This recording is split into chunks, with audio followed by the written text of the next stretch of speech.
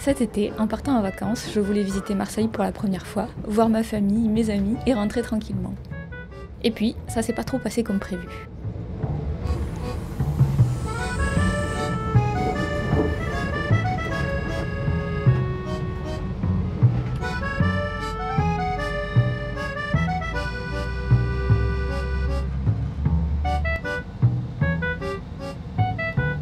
La première étape, ça a été d'aller vers Marseille pour retrouver mon amie Julie qui habite là depuis pas très longtemps. On était ensemble en art appliqué, mais maintenant elle fait des études où elle apprend à s'occuper des arbres, je crois. C'est pas très clair pour moi qui n'ai jamais fait que des études de dessin, mais je crois que ça a un rapport avec la nature, les légumes, ce genre de choses. Enfin, en tout cas, elle est à Marseille et ça m'a permis d'aller visiter cette ville pour la première fois de ma vie.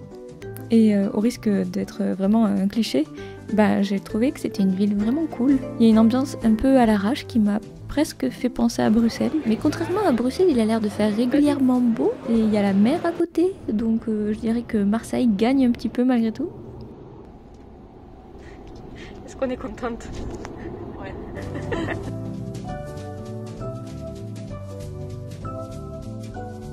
Enfin bon, on est allé voir les trucs un peu classiques à voir à Marseille, je pense. La petite église là sur la grosse colline. Et puis on est aussi allé voir la Cité radieuse du Corbusier, qui est en fait un immeuble un peu conceptuel où l'architecte a voulu mettre des habitations qui coûtent pas trop cher mais qui soient agréables à vivre, et que dans l'immeuble il y a carrément toute une petite vie, il y a un cinéma, il y a une bibliothèque, il y a aussi des magasins, des restaurants. Enfin sur le principe, en pratique là c'est un petit peu mort. Mais tout est très beau et coloré et ça donne un peu envie d'y vivre.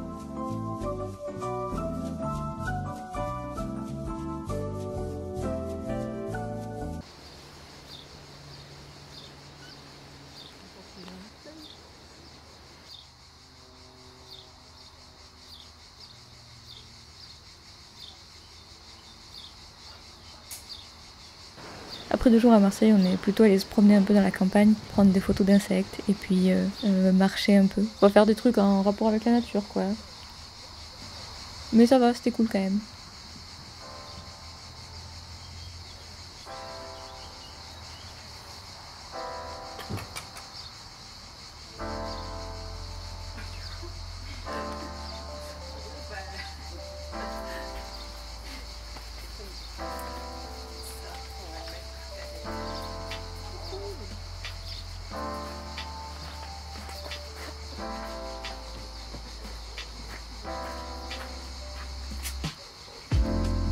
Je simplifie un peu la chronologie pour vous, mais après cette excursion à Marseille, on a pris un train et hop, direction le Gers.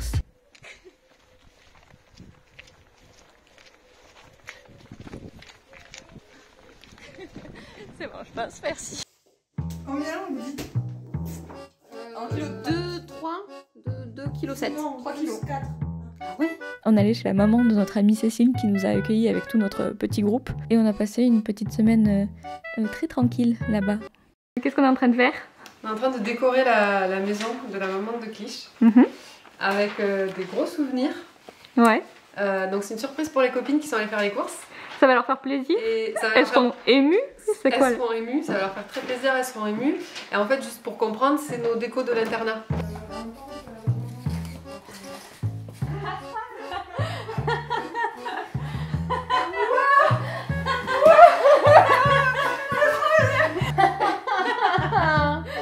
Terrible. Ouais, terrible, c'est le mot, je crois.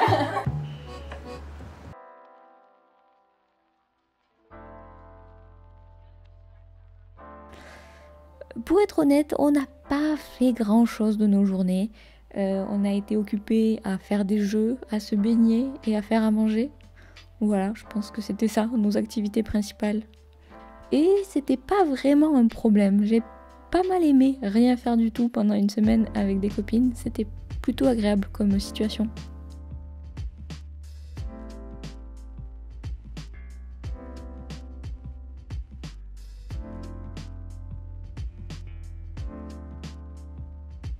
Troisième. Quatrième.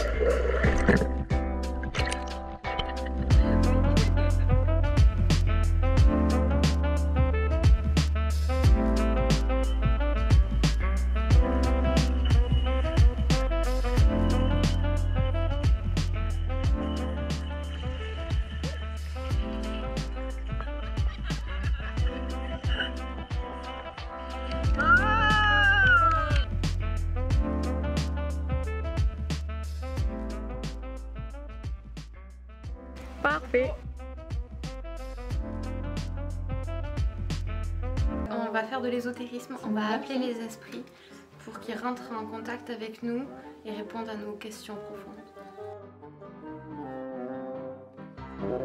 Sérieux? Je sais pas.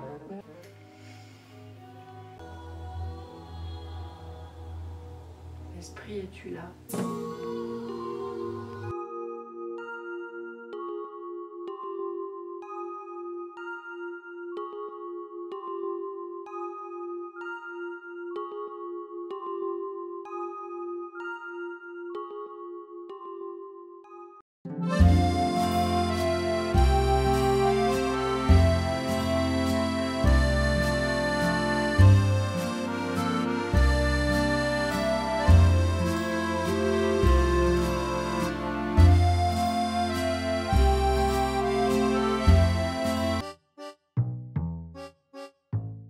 Qu'est-ce qui s'est passé en fait? Bon, là, il faut que je vous explique la situation et le regard paniqué de ma mère. Elle était chargée de surveiller les tomates des voisins pendant leurs vacances.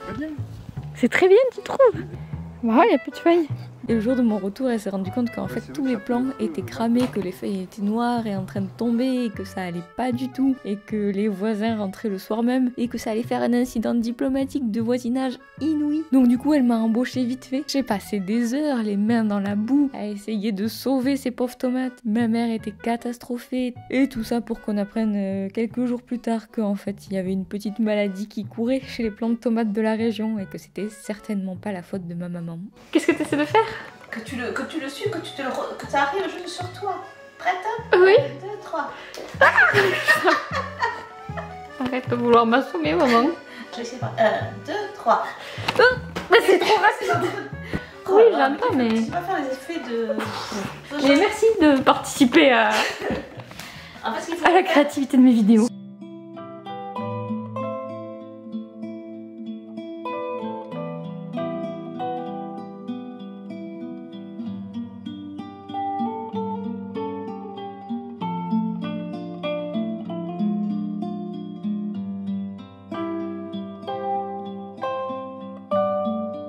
Aujourd'hui, je suis chez ma mère et c'est également la maison où j'ai grandi. Et il se trouve qu'elle veut déménager à la fin de l'année, sachant que l'idée c'est que j'ai pas une vraie chambre dans la nouvelle maison de ma mère, évidemment. Voilà, je suis partie à l'internat quand j'avais 14 ans et ensuite j'ai enchaîné directement avec mes études secondaires.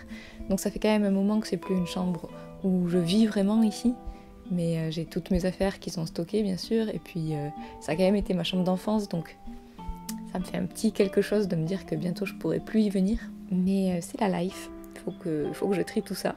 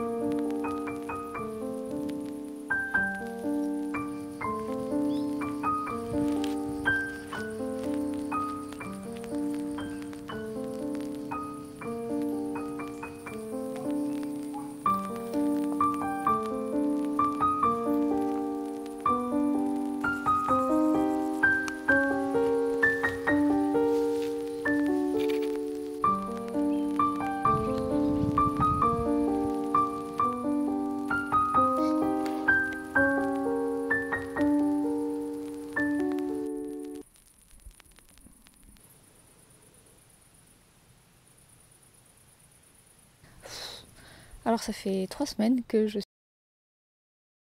suis malade en fait. 3 semaines que je suis dans ma famille alors que j'aurais dû rentrer à Bruxelles. Et 3 semaines aussi où je suis quand même assez mal, hein. Je suis montée à 39,5 de fièvre. Il y a des moments où j'arrivais plus à manger. Bon, pas dramatique, mais pas ouf non plus. J'ai commencé par être très frustrée par le fait de ne pas rentrer chez moi parce que j'étais déjà partie 1 mois en vacances, donc c'était long. Mes amis me manquent.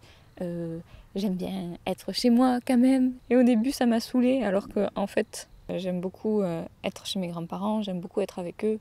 Et c'est juste 1 mois qui se passe pas comme j'avais prévu. Mais c'est pas grave, il se passe pas. C'est pas moins bien, il est juste différent de ce que je pensais.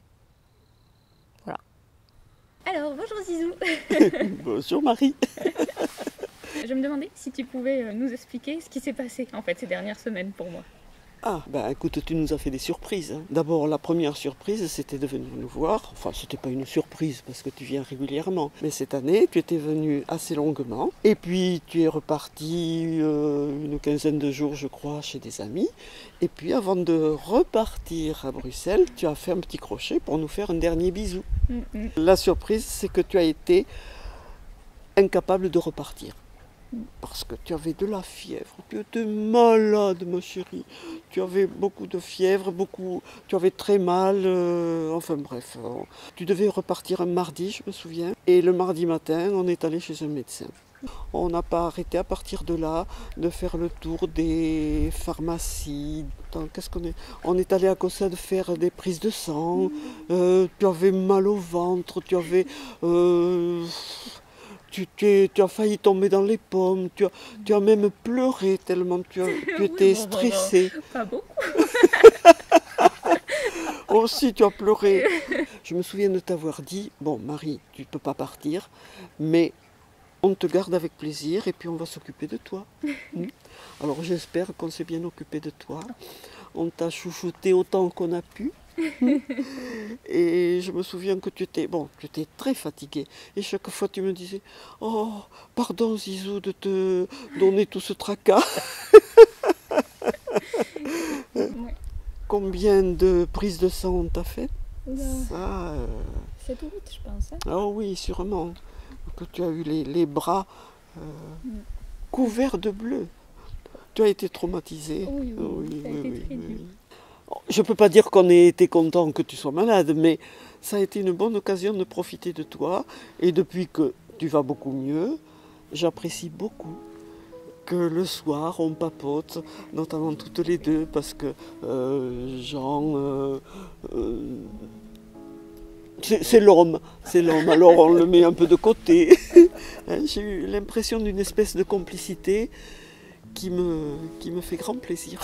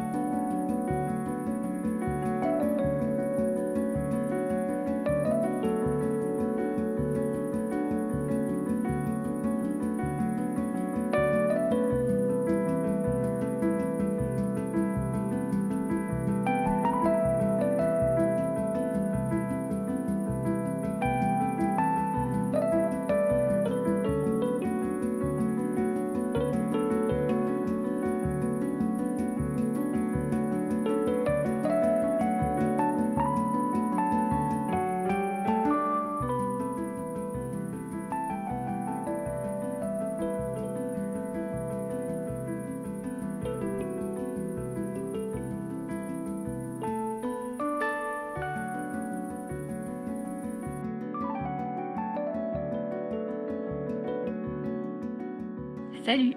Aujourd'hui, je me suis rappelé qu'au fond du jardin de mes grands-parents, il y a une petite cabane qui est en très mauvais état en fait. Ça fait un moment que plus personne ne l'utilise, ni rien, mais j'ai des cousins qui auraient l'âge en fait d'aller s'amuser dedans. Mais comme elle est à moitié en ruine, c'est pas ouf. Et comme je suis toujours en convalescence, mais que je vais mieux, mais que j'ai pas grand chose à faire, et je me suis dit que j'allais nettoyer ça, voilà. J'en suis au stade où je m'ennuie assez pour envisager de faire du ménage pour m'amuser. Je pense que mon appart, quand il va voir cette vidéo, il va être trop fâché. Mais c'est la life, hein, c'est comme ça. Allez, parti. Je suis pas trop sûre du plan Norman fait des vidéos en plein sur mes cernes, mais pas grave.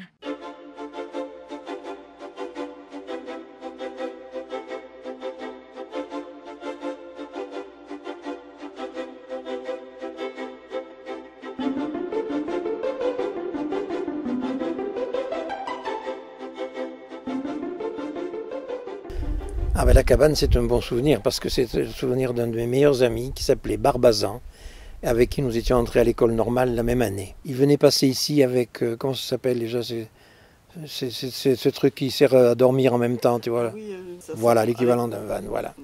Et chaque fois, il nous apportait des petits trucs et un jour, l'idée nous est venue pour les enfants de faire une cabane. Alors on a fait cette cabane.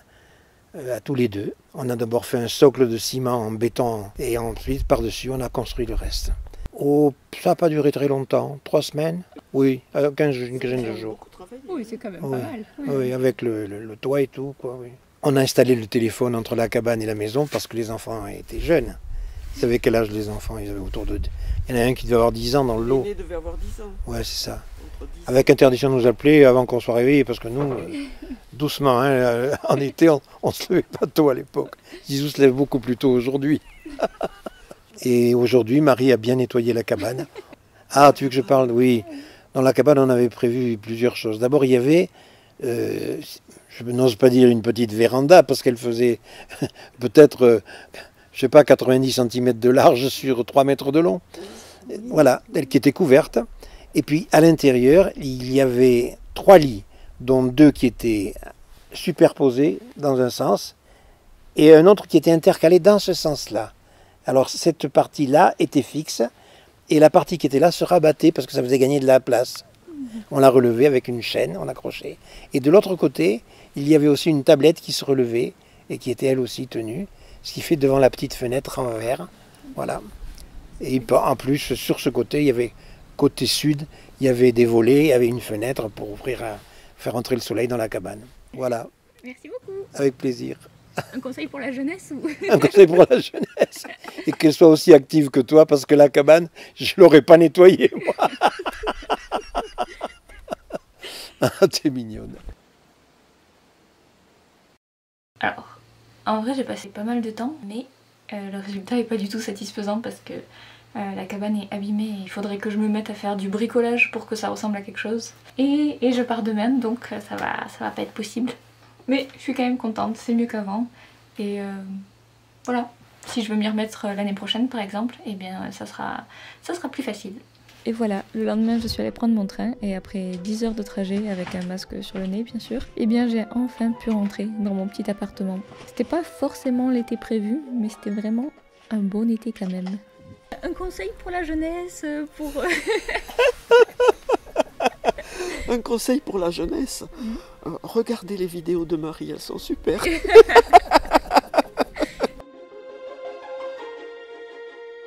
À cause de tous ces événements, je suis bien sûr un peu en retard sur mon planning de vidéos. Donc bon, peut-être que l'été ça vous paraît un petit peu loin maintenant, mais j'espère que le vôtre était chouette aussi quand même. Et puis à bientôt pour de nouvelles aventures, et d'ici là, portez-vous bien.